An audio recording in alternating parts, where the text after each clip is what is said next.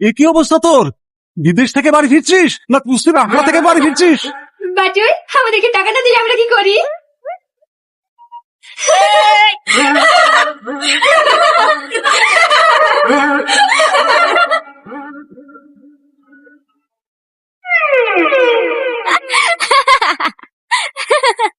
আমি বুঝতে পেরেছি, টাকা দিয়ে আসেননি তাই তো? ড্যাডি এখানে এখানে ও এবার তা কাজ করে, তুই এটা চিনিস? খুব ভালো করে। চুপ! অনপড় গাইয়া কোথাকার! আমাকে দেখে তোমার হাসির সাহস হয় কি করে? পায়ের জুতোকে মাথায় রাখলে ঠিক এমন অবস্থায় হয়।